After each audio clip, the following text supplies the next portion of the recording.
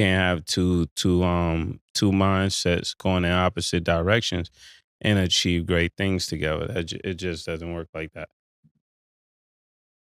Everybody knows Tibs runs his players into the motherfucking ground. It's what he do.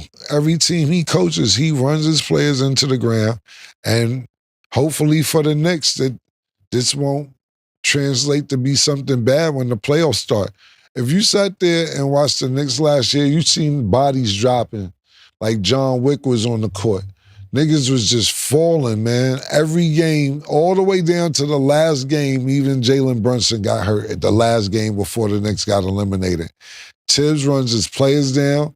He plays them a mat. Now, the reason why I don't feel bad is because I'm used to niggas playing 82 games, 40-something minutes a game. Some niggas never used to come out, but with these fragile motherfuckers out here, you can't run these niggas into the ground like you used to be able to run players into the ground. They're going to start complaining, too many minutes, etc. The same scenario that the topic is right now, too many minutes. And for some reason, I don't know if it's the gluten, the Wagyu, whatever new food or shit is going on, these niggas can't play 82 games, 48 minutes. It just don't happen no more, and you actually see them falling apart. So I understand where Mikal Bridges is coming from in this generation, I should say. But Tibs is like, from Tibs' point of view and to Tibs' defense, because it isn't just Mikal Bridges. I'm talking about sports analysts around the country. Tibs is always playing players. Tibs is doing this too much. He run them into the ground. This, that, that. If people are dieting and taking care of their body and have more medicine and more exercise and more ways to keep their body in shape longer, then why they can't play longer? I don't get that. I really am the medicine, the workout, the everything else, but you still can't play longer than a nigga who played in 1989 that didn't have all the technology and medicine and trainers and et cetera, technology that you got. I don't get it. But for some reason, Tibs players don't always last throughout the playoffs because you run them into the ground. I told Sin City this because he's a Knicks fan. I said, y'all ain't gonna last through the playoffs. I said, y'all not because y'all don't have a bench. The Knicks bench is terrible. They have no other players that come off the bench that's really good. And it's gonna show throughout the playoffs because the niggas gonna get tired. Okay, so to that point, Josh Hart and Mikal Bridges are tied for the most minutes per game out of everyone in the league at 37.8 minutes per game. So to your point, do you think Tib is demanding too much from his starters, or you kind of just feel like that's what's supposed to happen when you play in the game? From my point, I'm not mad at it. It's funny for me because I'm at a catch-22 with it. You know what a catch-22 is, that? Kind of like an ultimatum, right? You got to choose one or the other, right? Oh my! Isn't that what that would be like? No, damned if I do, damned if I don't, right? Yeah, that's part of it. Yeah, I'm not the. I try to explain things, y'all. Like your first explanation was not correct, though. The whole thing is, even if you don't know, it's fine. You don't know. If you don't know, you can't learn. So it's like nigga coming up to me and putting on this wall right now XIXXV7M and tell me for me to be like, what number is that? Yeah. I don't know all that Roman numeral. I know 10 is X. So if you don't learn it, how you supposed to know it? You know what I'm saying? I'm not doing all that. I can't take them shits to the bank. I can't cash in a Roman numeral check. A lot of shit educational-wise for me, if it didn't make sense in life, I didn't really want to know about it. Thought I'd just ask you that. Oh, it's a good question. Sometimes things mean different things, so I'll be having to make sure. You know? No, you're right. Listen, there's there, and there. Or like that's green, because that's like a Florida thing. Yeah. You know you're theirs. Yeah. Yeah, that's what I'm saying. There, I possess it, and over there. Yeah. Do y'all know that's green? Yeah, when you call somebody green. Yeah. No, not call somebody green. That's green. No, what is it? Like that's fucked up. I That's didn't know. green. That's green. Yeah. I know calling somebody green. I got something, y'all. You I made that always be shit up trying. yesterday. Yeah, you made No, that up. I got something. I did not Nobody make that ever up. said that's Look, green. in the comments down below, especially East Coast, the South, specifically Jacksonville, y'all already know what that's green means. Now They just you're did it. quoting And that's okay. Jacksonville. Because we're here to learn. We're here to learn. No, listen. Oh my The whole goodness. thing is, and that's why I be telling people about slang around the country, and it's good to know different things. Because why would green ever be fucked up when green is the money? Green is the go sign when you get the light.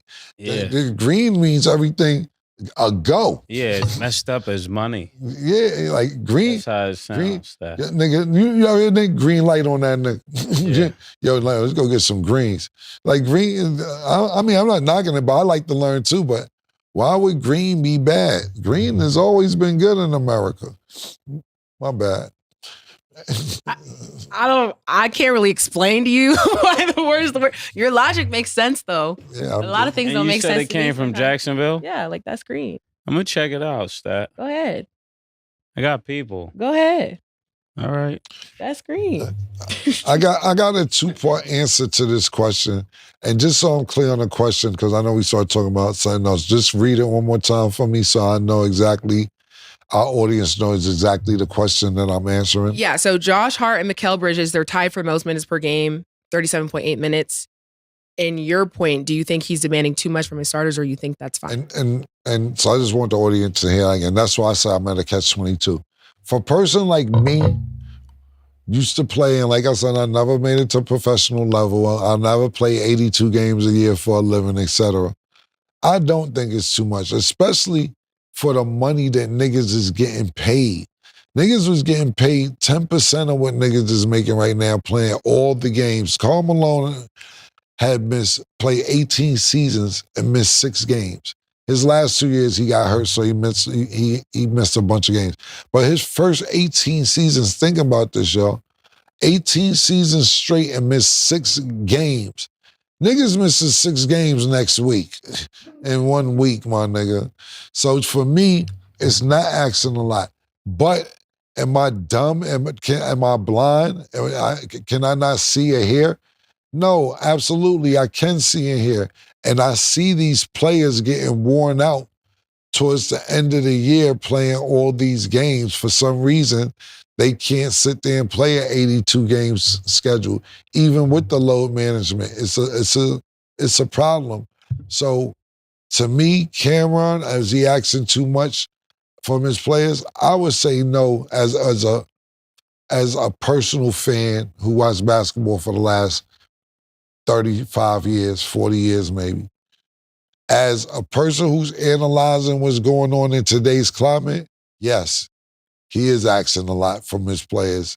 You got 2 players from your team, and don't get me wrong, they're not the star players, they're role players, but 2 niggas from the same team average the most minutes in the whole NBA.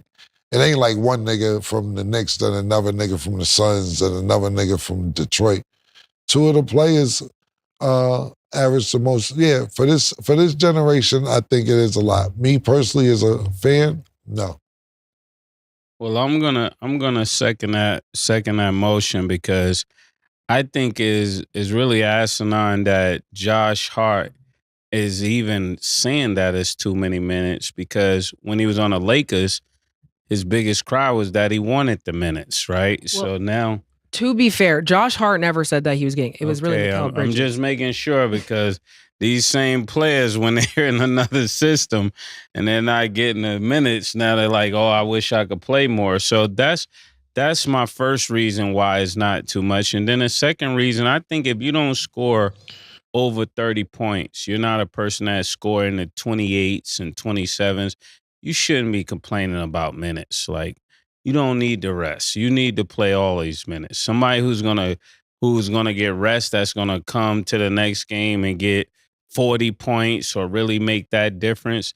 Those are the type of players that need rest. Like, you see LeBron saying he's resting to the playoffs, and he doesn't even do that. You know what I'm saying? So why do y'all need rest? Somebody's out there 40 years old getting 40. Why do you need rest? That would be my question. If you got a 40-year-old guy getting 40, you're 26, 27, you need rest? That's what Thibodeau is thinking. What do you think about that, Stat? I mean, when you put it like that, it makes a lot of sense, but it's like, dang, just because I'm younger, that doesn't mean I can't get tired. Like, I'm going to still put in the work and do what I need to do, but I can't have a second. Yeah, Dang. I mean, they're paying you for 48 minutes, really, exactly. I mean, you could get rest, but you're getting paid. Whatever you're getting paid for, I need you to do your job. That's just how I think. Yeah, I grew up in a blue-collar family. You got paid for the work. We need you to do the work. Richardson from the Colts won the rest. Yeah. That did not turn out well. That was explained. That was a good one. Yeah. I mean, that's what I'm saying. These players are not like that to be needing rest like that, for real. That's just the way I think. Like, Kevin Durant need rest. You don't need no rest. Luka is not getting rest. Who else? The Joker is not taking rest. It's like the people who are really like that are not looking for the rest, and the people who are not like that are asking for the rest. You don't see the consistency here? So to give you a little bit more context too, so after Mikal Bridges and Josh Hart, then it's Tyrese Maxey, then Devin Booker, then KD, then OG, then Jason Tatum. So those are the players right under minutes-wise. In the minutes? Yeah. Yeah, that's where you need to be. You trying to win, right? You can't bring that attitude that you brought from Phoenix over here to New York, and that's another thing that he got to really navigate from, because when you're in Scottsdale, or you getting marijuana from Phoenix. The weather is good. You eat all of the food you want. Everything is so laid back. You get to the Brooklyn, everything's turned up, and now you're in the mecca of basketball. We do not want to hear that. You got Tracy Morgan throwing up on the sideline. Man, they need y'all to win like right now, man. We don't have time for next year. That's what we think NY means, next year. So you coming in next year talking about you need rest. You see what it's triggering to me, you know? Every time I saw the Knicks play, it was always next year. So then you get some guy coming from Phoenix. Now he's here, and now he's contributing to that same mindset. I can only imagine the stress that Sin City is going through looking at this. They don't even want to play for you, Sin City. I hope you're watching this. But okay, so also on the opposite end, what do you say if it's like, if he's hinting that they need rest, when do we kind of listen and give them that rest while they are 5 games above the 4 seed? You know what I'm saying? Like, when do we be like, okay, I'm gonna tell you get a little bit of time right now to like get right, and then when it's go time, it's still go time. You get what I'm saying? Like, they got a really lax schedule. What do you say to those? I'm gonna tell you something they used to tell us, like, and this is a good story. I remember I went to the guy that was doing the ministerial training. I said, man, I want to just give up. I was thinking I'll give up this day and I'll be more rested on that day. He said, you want to give up some? Give up cigarettes, give up weed. And that's what I would say to the team.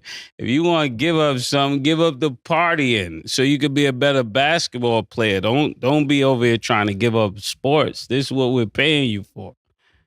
Maybe I'm just on the other. I just feel like that sounds extreme. Like, I just feel like, just give me, like, not. I've been committed the past games. Yeah. I've been working my tail off, okay? I'm doing what I need to do. We're at the 3rd seed. We're still in a good position. Yes, Jalen Brunson's out, and I will do what I need to do to progress forward. But while we have a lax schedule, let the bench players go in a little bit more. Let me get my rest so then when it's go time, I can overperform. If I'm telling you I'm tired, how many times do I gotta keep telling you I'm tired? Does that not make sense? No. You know why? Okay. You know why? Because when niggas came to you with $200 million and that paperwork or that pen to sign it, you didn't say, hold up, before we do this deal, if we in third place and we got a little lax schedule, you think I could get a couple more minutes off the playing time or a day or two off because we gonna be up anyway. Matter of fact, put that in my deal. If we up 11 games, I should be able to get some rest. I should be able to chill. We up 11 games. No, you didn't say that when you signed the contract. You know what? The Knicks is up five and a half games in third place from the 4th, 5th, and 6th seed, right? OKC is up 11 games in the West. You know who's not missing games? SGA. There you go. They up. No, they that was an answering question. They up 11 games. And he's And not then he's not talking about, yo, you know we about to win the Western I'm Conference. a little tired. You know, we know we about to win the Western Conference. You know I'm about to get the MVP is a lot. Yo, Sam Presti, you mind if I get a couple days off? Because we gonna win anyway. Let me just get a couple days off. It sounds stupid to me. I get what you saying, Seth, but it just doesn't make sense. When you're getting paid hundreds of millions of dollars or tens of millions of dollars, and you're talking about, we got a little stretch, let me get a couple days off because we in third place and we up 5. Not only that, the star of the team is hurt. You want to take games off when the number one nigga, you know what? Let's all take off because Jalen Brunson is hurt too. So we might as well just take off at one time and then come back together as a team stronger with our mindset more focused, and therefore we'll have more energy. Why would you even want to take off with Jalen Brunson hurt? This is the time for nobody to take off while he's hurt, and maybe when he comes back, if you're not 100%, you could take a game or two off. They have no bench. No bench, literally no bench. I don't even count campaign. They have zero bench. So I don't think this is the right time to be taken off when you're in third place, 5-game lead, and you got a nigga who's killing the whole NBA with an 11-game lead, and he's not taking off. Yeah, that's it. That goes to the winning culture that we're basically speaking from. In a winning culture, you carry yourself differently than in an average culture or a subpar culture, and that's what we're speaking from when we hear what's going on here. That would be okay in a system that you don't plan on winning in the playoffs, but as you start going towards the playoffs, that's not the time to draw back. That's the time to really get ready to go and on to a new level. And when you think of the team that introduced that whole concept of low management, they had Tim Duncan, they had all these other players, so they could do that. The Knicks is not, they don't have a Tim Duncan, they don't have a Ginobili, they don't have these things. So when you Tony see Parker, people, Bruce Bowen, you see Kawhi people trying to Leonard. mimic that system, and that's why it's going bad for them, because those people were foreigners. They were people that understood, as soon as I get back, it's business as usual. I don't think Americans are able to turn it on and turn it off like that fast. Yeah. Yeah. Well, I just like to ask those questions to get different perspectives. No, it's a 'cause good I also question. agree with y'all because I think that's what separates good from great. Like when you Yeah. want to be the best, there quite literally are no days off. You're doing things on the weekends, you're doing things on the weekdays, you're doing things at odd hours because you want to be the best version of yourself that you could be. So I get it. But I Yeah. know on the other side, but it's like, but if he's tired, why not? So I think you guys gave a and great schedule explanation your for that. rest. You schedule your If rest. he's tired, yo, how you tired and this what you chose to do for a living? This is not a surprise. This isn't like, look, I can't speak for Josh Hart or Mikal Bridges, but 9 out of 10 times when you're a professional athlete, you've been doing this since you were 7, 8, 9, 10, 11, 12 years old. Yeah. This is not overnight. This ain't, Lamar You didn't Roach. sneak in the league. Lamar Roach was in here yesterday with us talking about when he fought Tank the first time they was 9 years old. These niggas ain't fighting at the highest level because they just seen each other in the street and was like, yo, what you doing Saturday? Bitch ass nigga. Nah, it's a whole commitment that these professional athletes been doing since they were single digits or at least 10, 11 years old. It is not a nigga in the league. If it is, I bet you it's not more than 10 people in the league who can sit there and say, out of 480 players who can sit there and say they didn't play basketball at high school or at 15, 16 years old. It's not a nigga who's a blossomer like, nah, I ain't started playing ball till I was 23. You knew this when you was 11, what your job was going to be. This was going to be your job, and this is what you want to do. So why is it a shock? They ain't changed the minutes. It's 48 minutes. They didn't change the games a year. They didn't add more games. Yeah, no. It's still the same shit from when you was a child. And to be honest with you, it's less brutal. You can't even get beat up no more. Yeah. They used to beat the shit out you. Hand checking. No hand checking. Then we come to the league, a little swipe, flagrant foul, you get kicked out the game. I can't. I don't get it. Yeah. Jordan played 18 rounds of golf in those back in the day. And let's go play that night. What she's really speaking to is their mental fatigue. Is just the makeup of the players. Realistically, that's what I have to learn when I'm talking about these things. Is that you're dealing with a different temperament, and that's what it is. I'm not laughing at the conversation. It's just like everybody's like, oh, this new generation doesn't know nothing. Y'all don't have to work for nothing. Y'all just no, it's tired. not that. It's the temperament. It's actually the temperament. They got a good video on YouTube. If you see it, it's a guy who's walking through the door. Yeah, murder. My bad. Hit the door slightly. And then he just, then he goes, and it say 1970s, the 80s, the 90s. I seen that. Then by the time I get to the 220s, he hit the door and he fall on the floor. Yeah. Let me ask you this, Stat. Okay. You feel like coming to work next week? Like, nah, I've been killing it for the last year or so, man. Fuck, I'm coming in. I'm tired. Nah. Yeah, because you want to get like paid. That. Yeah. Yeah, exactly. Not just going to get paid. You enjoy what you're doing, but imagine what do it look like telling us or anybody that you work with or work for? Yeah, I've been doing my thing, man. You ain't using the signal. I've been doing what I had to do, man, the last year and a half. I think, look, the ratings is up, the views is good. I'm going to just take off for a little week before the playoffs start. Yeah. It's only a month left. Y'all can find somebody else to do this job, and then when the playoffs start, I'll be back. How that sound? Telling crazy. All right, that's what I'm trying to And I don't even think, even when I'm sick, I want to come up here to the point where they're like, you need to go lay down. And I'm like, okay, fine.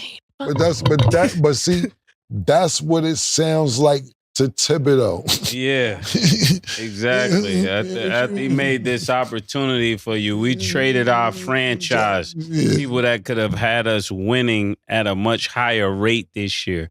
And now you're here and saying you're tired. Just think of that. Too many minutes. We got a guy right now in Minnesota that if we had him here right now, this will be a different New York team. You're tired? Okay. And then just to end off on this note, so he was, obviously when that exchange happened, they did give away 5 first-round draft picks for him. So just going to leave that there. Food for thought. Yep. If you know, you know.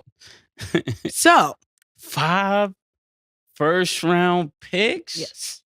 And you tired?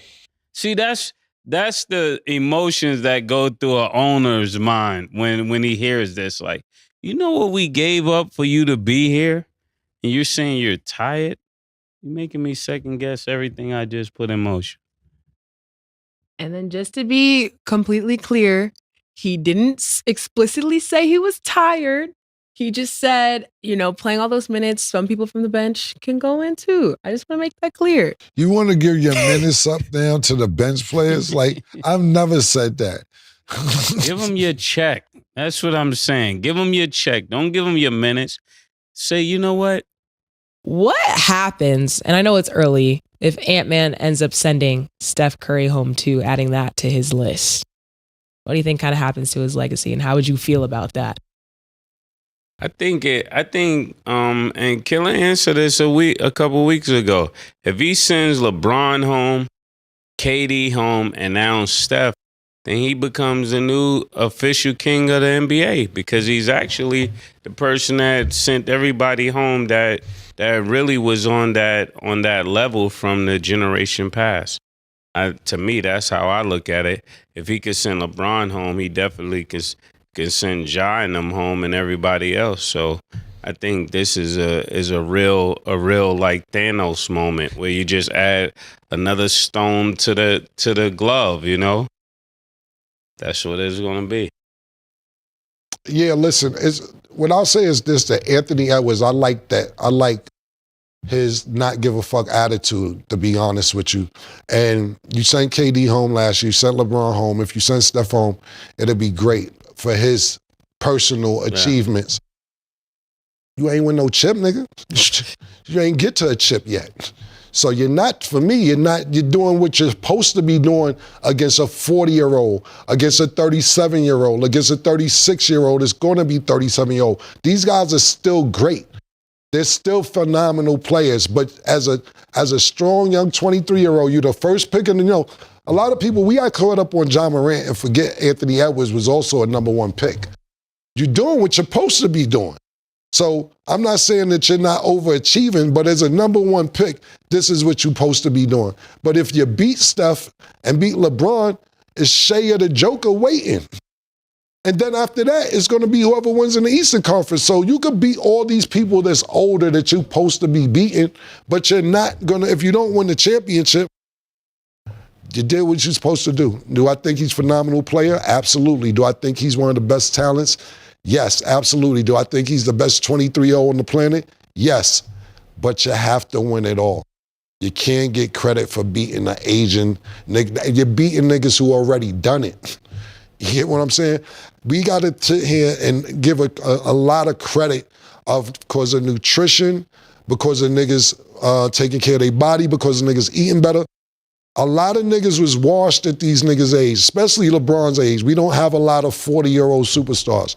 You don't have a lot of 37-year-old superstars talking about Steph Curry. You don't have a lot of 36, 37-year-old superstars talking about Kevin Durant.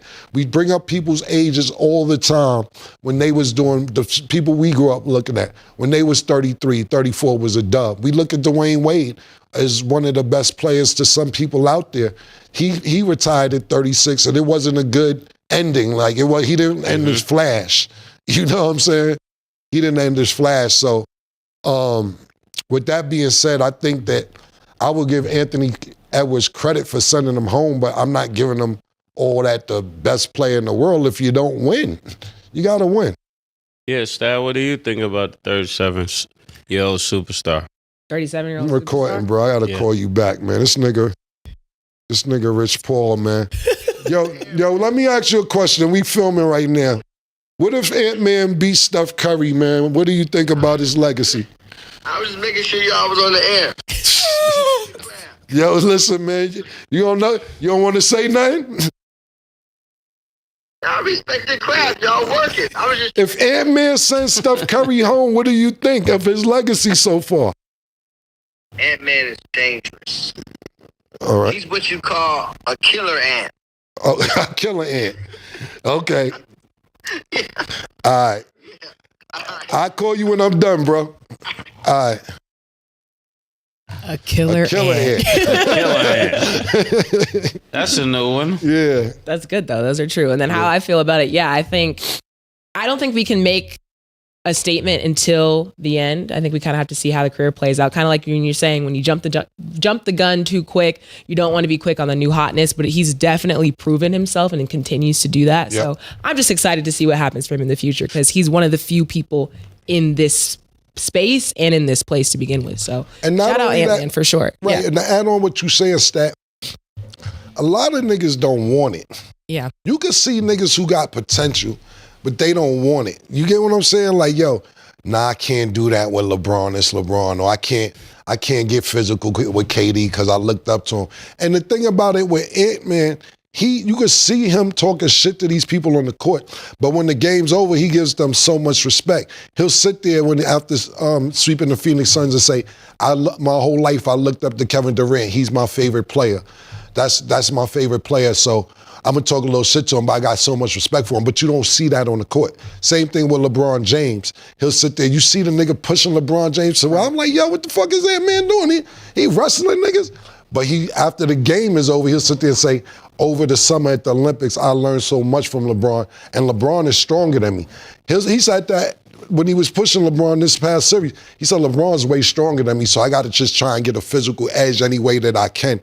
I like a nigga who, when it's on the court, I don't got no time for none of the nice shit that I'm gonna say off the court about you. It's me and you, and it's my turn, nigga. You had yours. Right. And then after the win, he did a victory lap around the city of LA. Like, Yeah. I ain't seen that before, but that Yeah. I think is cool. So Yeah. I know people want to push based on the league. Again, at the end of the day, he's going to want it. But one thing we know for sure is that he wants to play the game and he wants to be the greatest. So whatever happens after that, we'll see.